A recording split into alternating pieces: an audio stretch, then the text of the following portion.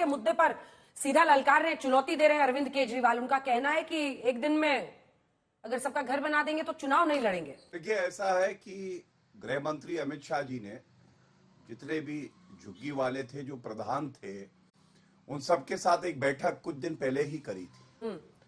और अमित शाह जी, आदरणीय प्रधानमंत्री नरेंद्र मोदी जी, ये लोग आज विश्वसनीयता का प्रतीक है।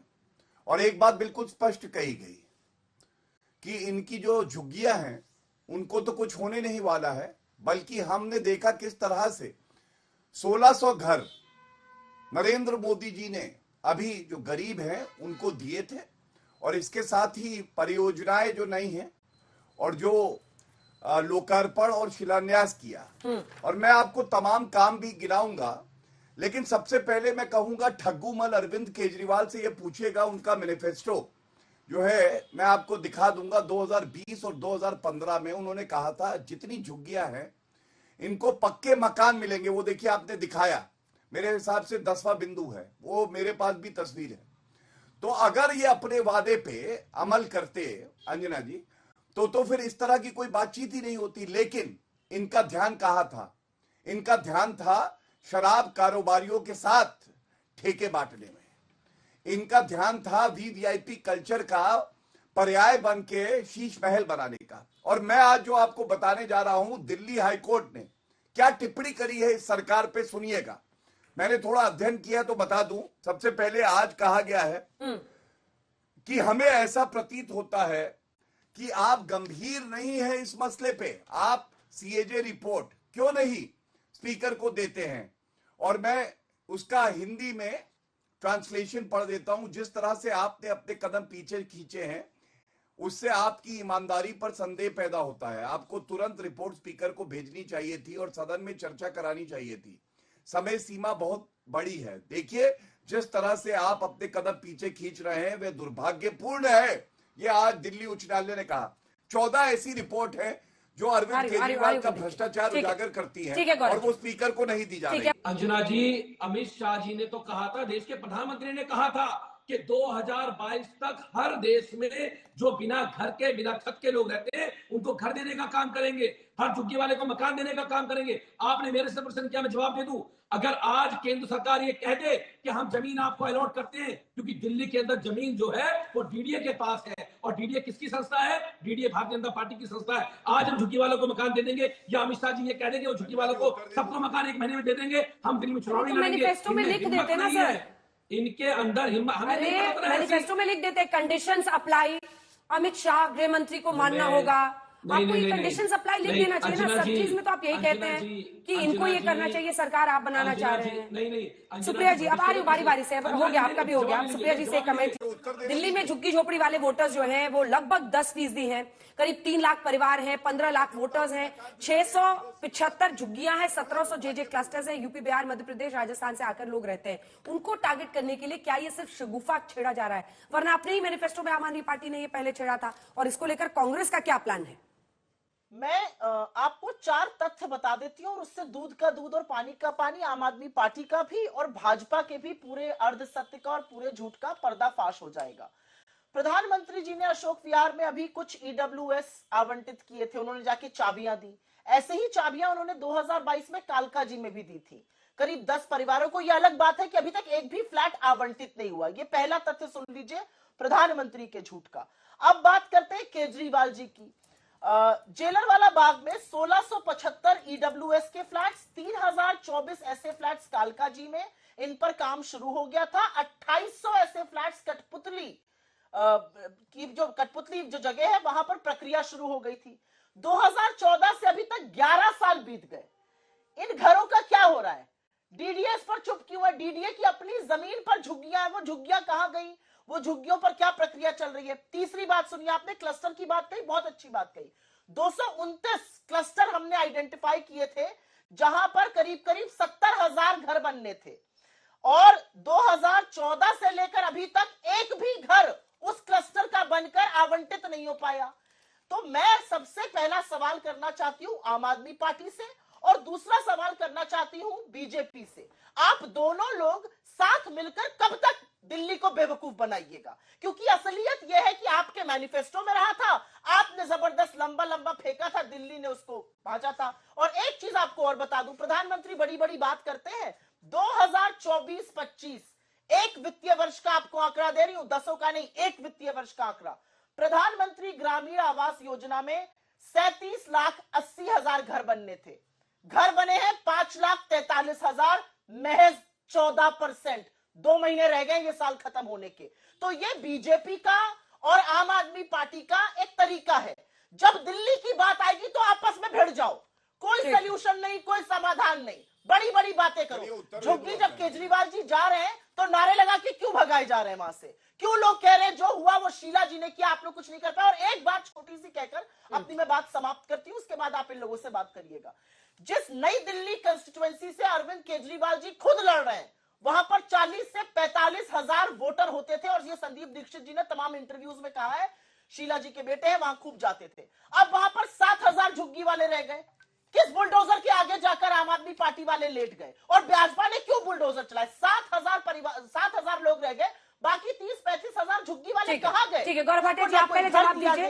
न किसी चीज का आवंटन हुआ, ये लोग कहां गए? ठीक है, आवंटन पर आप जवाब दीजिए, उसके बाद से मैं कुलदीप जी आपके पास आ रही हूँ। गौरव भाटिया, देखिए, सबसे पहले तो जैसा आपने कहा, वो तस्वीर मेरे पास भी है, मैंने अभी बात करी, ये 10वां वादा जो था, इन्होंने कहा था कि जहां पे झुग्गी झोपड़ी वाले हैं वहीं पे पक्का मकान मिलेगा। तो आपने बिल्कुल सही प्रश्न पूछा कि भाई ये तब नहीं पता था जब वादा कर रहे थे। और इसी तरह से हम लोग पूछते आए हैं। अंजना जी, इन्होंने कहा था 20 अस्पताल नए बनाएंगे। चैनल पे चुनौती देता हूं, बताएं 20 नए अस्पताल कौन से बनाए हैं 10 साल में? मैं तो पहले इनके मैनिफेस्टो 2015 की बात कर रहा था। दूसरी बात, इनसे हम लोग पूछते रहे 20 नए कॉलेज बनाएंगे, वो आज तक नहीं बताया। 30 सेकंड लगते हैं, 1 मिनट ले, दोनों बता दें। यहां पे ऐसा कोई सगा नहीं जिसे पापी आप और कांग्रेस ने ठगा नहीं। और मैं मैडम की बातें सुन रहा था, कह रही थी लंबा लंबा फेंका। अरे लंबा लंबा सबसे ज्यादा कौन फेंकता है? हर कोई जानता है वो कौन है। वो वही व्यक्ति है जो कह रहा था खटाखट स्कीम, और उसके बाद खटाखट स्कीम में फॉर्म भरवाते हैं, और 2024 का चुनाव तो हारी जाती है कांग्रेस पार्टी। जब महिलाएं लखनऊ में आई कि भैया 8500 रुपए दे दो, तो खटाखट वाले फटाफट गायब हो गए। और शर्म इनको ये आनी चाहिए। अंजना जी, आप इन पे समय नष्ट कर रही हैं। जनता ने तो इनको कब का दरकिनार कर दिया है। कुलदीप कुमार जी, सवालों के जवाब दीजिए, और इसका कोई तो जवाब दीजिए ना सर। आप लोग जो मैनिफेस्टो भी बनाते हैं वो भी बीजेपी के सहारे बनाते हैं क्या? क्योंकि आपने खुद ही नहीं कहा पक्के मकान देंगे, अब आप कह रहे हैं इन्होंने ये नहीं किया, उन्होंने वो नहीं किया। हर जगह लिख लीजिए कंडीशन सप्लाई। जी, हमें नहीं पता कि भारतीय जनता पार्टी झुग्गी वालों से इतनी नफरत करती है कि वो उनकी झुग्गी के लिए जमीन भी नहीं देगी। वो अपने मैनिफेस्टो में वादा करेगी दिल्ली के लोगों से। आप भारतीय जनता पार्टी से पूछेंगे, आप भारतीय जनता पार्टी 2020 का आम आदमी पार्टी का मैनिफेस्टो है। कुलदीप जी कहाँ निकल रहे हैं आप? मतलब मेरी तो अंजना जी, मेरी आपसे निवेदन है, एक बार भारतीय जनता पार्टी का 2020 का मैनिफेस्टो भी खोल दीजिए आप जरा। सरकार में आप थे साहब 5 साल, जनता ने आपको चुना था ना। 2019 का खोल दीजिए बीजेपी का मैनिफेस्टो। हमने तो जो मैनिफेस्टो वादे किए, वादे पूरे किए। आप लोकसभा चुनाव वाला पढ़िए, उनका लोकसभा चुनाव वाला मैनिफेस्टो खोलो। देखिए, हाँ खोलिए ना, देश को पता लगे उनके मैनिफेस्टो के बारे में। हमने तो हमारे लिए जो मैनिफेस्टो है, हमने दिल्ली के लोगों से कहा था कि हम 24 घंटे पानी देंगे, हमने दिल्ली के लोगों को दिया। आपने एक आरोप लगाया कि ये आम आदमी पार्टी और बीजेपी वाले मिलकर दिल्ली वालों को मूर्ख बना रहे हैं, पर 6 महीने पहले जब आपने आम आदमी पार्टी के साथ यही दिल्ली में हाथ मिलाया था, तो आप जनता के साथ क्या कर रही थी? क्योंकि अब 6 महीने बाद आप उनको कोस रही हैं, तो ये आंखों में धूल झोंकने की तो बराबर है। नहीं, बिल्कुल नहीं है। और इसलिए नहीं है क्योंकि राजनीति देश काल परिस्थिति देखकर करी जाती है, राजनीति बड़े लक्ष्य से की जाती है। 2024 के चुनाव में हम पूरी तरह से कन्विंस थे, और आज भी कन्विंस है कि बीजेपी को रोकने के लिए हम सबका साथ आना जरूरी था। और हमारे साथ आने की वजह से बीजेपी आज एक कोalition सरकार, एक गठबंधन की सरकार नरेंद्र मोदी चला रहे हैं, और 2 बैसाखियों पर निर्भर होने को मजबूर है। जदयू और टीडीपी 240 पर लाकर इंडिया ने उनको पटक दिया, 400 की बात कर रहे थे।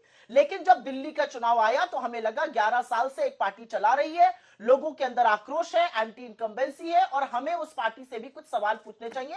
इसमें कोई विरोधाभास नहीं और मैं आपको बताती हूं क्यों नहीं है।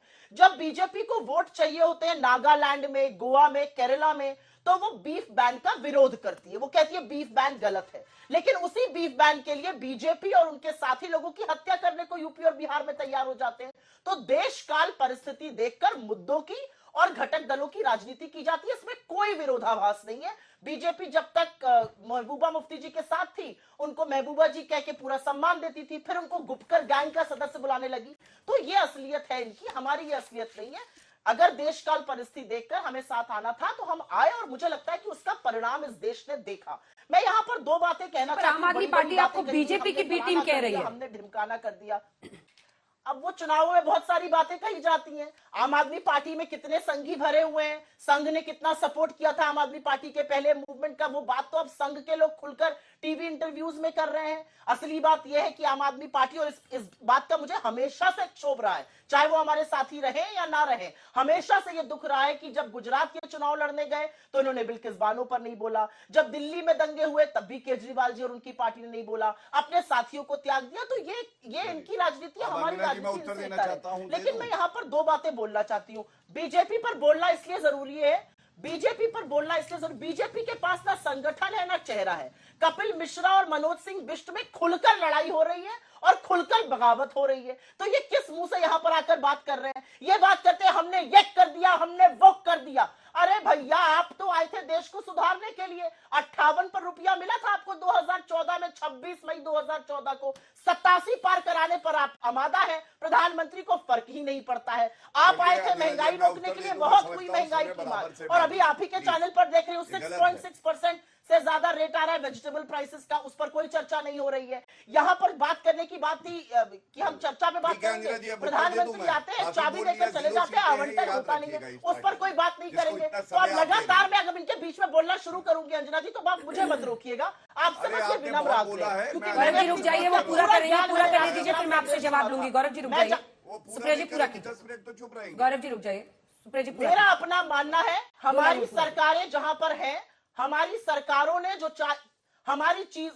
ने जो चीजें कर कर दिखाई है वो हमारा ट्रैक रिकॉर्ड है। इसीलिए हम 2500 प्यारी दीदी योजना लॉन्च करेंगे। हम युवाओं के लिए अप्रेंटिसशिप और 8500 रुपए महीने की बात कर रहे हैं, और हम 25 लाख की हेल्थ बीमा योजना यहां लागू करना चाहते हैं, क्योंकि दिल्ली को तड़प तड़प कर दम तोड़ते हुए हमने देखा है। तब मोदी जी भी आप पर पट्टी बांधकर बैठे थे और केजरीवाल भी चुप थे, लेकिन दिल्ली को हमने देखा है किस तरह से दिल्ली ने दम तोड़ा था, और रण छोड़कर खुद नरेंद्र मोदी और केजरीवाल जी भाग गए।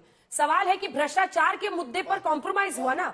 6 महीने पहले भी ये वाला घर जिसको आरोप लगाती है बीजेपी, शीश महल है जो केजरीवाल जी के बंगला है, ये शराब घोटाला जिसके आप ही के पार्टी के नेता कहते हैं कि हमने उजागर किया, पर बीच में आपने समझौता कर लिया।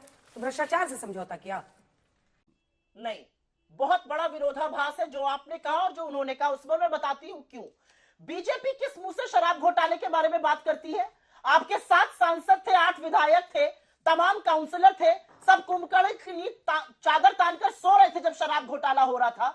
वो तो भला हो कांग्रेस पार्टी के नेताओं का कि हम इसमें ओरिजिनल याचिका करता थे और हम वहां पर गए, और अगर ओरिजिनल न्याय संगत, कानून संगत जांच होती तो हम बिल्कुल इसकी जांच पे आज भी पक्षधर हैं। लेकिन जो हुआ वो हमने देखा कि वो कानून से बढ़कर एक वेंडेटा पॉलिटिक्स के अंतर्गत होने लगा। तो हमें लगा जहां पर एजेंसी बब्बर शेर बनकर प्रतिद्वंदता से काम करेगी, वहां पर हम गलत के खिलाफ खड़े होंगे, और हमने बोला ये गलत प्रक्रिया हो रही है। क्या शराब घोटाला हुआ? बिल्कुल हुआ। क्या बीजेपी ने चू करी थी? उस वक्त एक शब्द नहीं बोला था, आज बड़े बड़का शेर बने घूम रहे हैं। पहली बात, किस मुंह से ये दिल्ली की बात करते हैं? दिल्ली पुलिस, दिल्ली का अपराध सबको पता है। दिल्ली में महिलाएं कितनी सेफ है सबको पता है। 6 से 7 रेप रोज के हो रहे हैं। अपहरण के मामले में दिल्ली नंबर 1 है, महिला अपराध में नंबर 1 है। 99% महिला और बच्चों के जो मामले हैं वो लंबित है। ये दिल्ली पुलिस आपके अंतर्गत है, अमित शाह जी के अंतर्गत है, यह आपकी देन है। तो दिल्ली ने आपका चेहरा भी खूब देखा और इसी ने 26 साल आपके चेहरे को नकारा है। और अंत में एक बात जरूर करना चाहती हूँ यहाँ पे,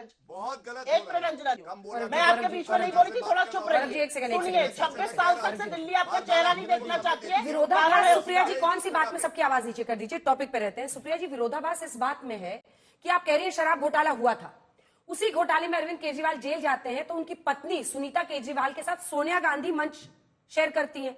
अब क्या मतलब है? मतलब घोटाले में या तो कार्रवाई ना हो, और अगर कार्रवाई हो तो आप फिर उनके साथ खड़े थे। मतलब ये असल विरोधाभास तो ये है कांग्रेस पार्टी के स्टैंड में। बिल्कुल नहीं, असल विरोधाभास तो यह कि आप लोग समझ ही नहीं रहे हम क्या कह रहे हैं, और मुझे पुनः समझाने का मौका दीजिए। हम ओरिजिनल याचिकाकर्ता थे, दिल्ली वाले तो चादर, ये बीजेपी वाले तो चादर ताने सो रहे थे कुंभकर्ण की नींद। जब ये शराब घोटाला हो रहा था, सारा शहर शराब की भट्टियों से भट जाता और हमारी मां बहनें बाहर घर से भी ना निकल पाती। बीजेपी को तो कोई फर्क ही नहीं पड़ा था, 7 सांसद और 8 विधायक कुंभकर्ण की नींद सो रहे थे। ये किस मुंह से बात कर रहे हैं? हम याचिकाकर्ता थे, हम गए, इस पर न्याय संगत अगर कार्रवाई होती हम उसका स्वागत आज भी करते हैं। लेकिन कार्रवाई जब शुरू हुई और जिस तरह से ईडी ने वेंडेटा के तहत कार्रवाई करी, जिस तरह से ईडी ने जबरदस्ती बेल ना लेना, जबरदस्ती अपने कार्य क्षेत्र से जाकर ज्यादा वेंडेटा करना, इस पर हम बिल्कुल बोलेंगे, क्योंकि ईडी की कार्रवाई साफ नजर आ रही थी, राजनीति से प्रेरित। अब गौरव भाटिया जी आप इसका जवाब, गौरव भाटिया जी आप इसका जवाब। शर्म आनी चाहिए यार। और एक बात गौरव भाटिया जी जवाब। सबसे बड़े चंदा चोर, इसके बाद ये बात करेंगे भ्रष्टाचार की, गौरव जी। इलेक्टोरल बॉन्ड के नहीं, डाकू, सुनिए। चंदा अब चोर, सुनिए। ये बात सुप्रिया करेंगे। जी अब जवाब सुनिए। अब बताइए मैं क्या करूंगा? एक बहुत सिंपल सी टिप आपके साथ शेयर करती हूँ। अपने हाथ को इस तरीके से रखिए। If you look at this from your side, आपका लेफ्ट हैंड आपको बी के जैसे दिखेगा और राइट हैंड आपको डी के जैसे दिखेगा। B and D. B for थोड़ी मदद रखिए। वे मैथों तेरा मन पड़या